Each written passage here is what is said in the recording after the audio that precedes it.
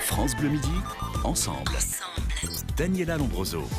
Alexandre Jardin, depuis 15 ans, vous êtes un citoyen engagé, militant, qui se bat pour faire bouger la société. D'abord avec l'association Lire et Faire Lire, vous avez combattu l'illettrisme et maintenant, avec votre mouvement citoyen Bleu, Blanc, Zèbre, vous voulez battre les partis extrémistes, vous approprier la République et demander aux Français de reprendre directement leur destin en main. Et pour ça, vous avez créé un mouvement citoyen qui s'appelle Bleu, Blanc, Zèbre. On le retrouve sur bleublanczèbre.fr et un livre dans lequel vous expliquez tout ça qui s'appelle « Laissez-nous faire ». Vous aviez dit, Alexandre Jardin, j'ai longtemps été...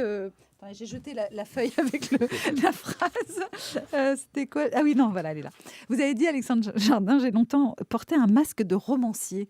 Oui. C'était pas votre vraie nature, c'est fini, le roman, pour vous, Alexandre Jardin ? Non, c'est pas fini, mais c'était un masque. Et c'est pour ça que j'ai écrit ce livre, pour raconter ce qui se passait en réalité dans ma vie. Et c'est vrai que depuis tout petit, j'ai envie de prendre soin de mon pays. Et il y a des gens chez qui ça prend la forme d'une carrière politique classique. C'est pas du tout ce que je souhaite. Ce qui me bouleverse, moi, c'est de donner du pouvoir aux autres.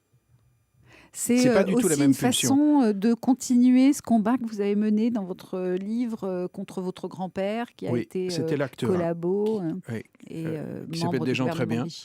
En fait, j'avais besoin de nettoyer avant de m'occuper de ce pays dont je suis fou, réellement fou. Et comme c'est vrai que quand vous avez... j'en parle dans mon livre, là, mais c'est le fond de l'affaire. Le fond de l'affaire, c'est que j'ai un grand-père qui était le bras droit de Pierre Laval pendant la guerre, qui était son directeur de cabinet, et ça crée une dette.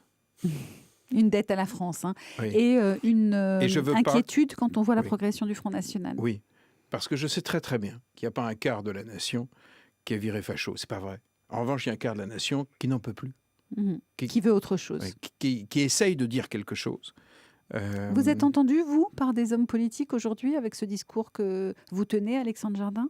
Alors évidemment, depuis lundi, depuis la sortie de mon livre, ils téléphonent tous. Mais l'objet de notre démarche n'est pas une récupération. L'objet, à un moment donné, ce que je leur dis, on est en train de monter une puissance, une vraie puissance politique, avec les associations, les entrepreneurs, les maires. Les maires n'ont aucune influence en France. Ils ne sont absolument pas écoutés. Et les maires ruraux, alors là, on n'en parle pas. C'est-à-dire 32 000 des 36 000 communes.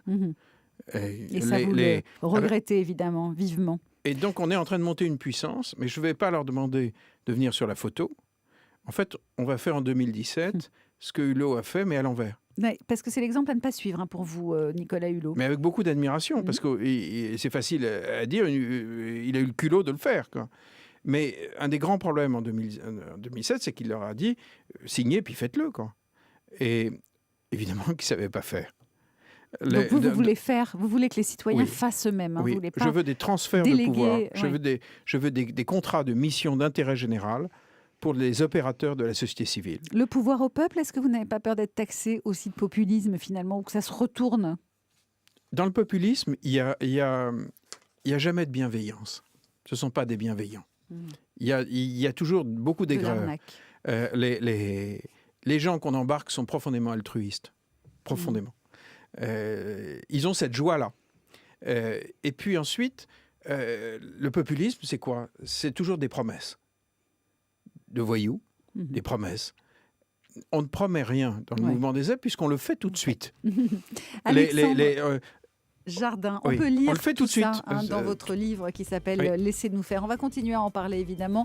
Après les infos de 13h, c'est le chanteur Grégoire qui viendra nous rejoindre aussi pour un album où il reprend des poésies de notre enfance. Donc ça devrait vous intéresser, vous qui avez combattu et qui combattez encore l'illettrisme. Mais dans un instant, c'est la télé avec Patrice Gascoigne.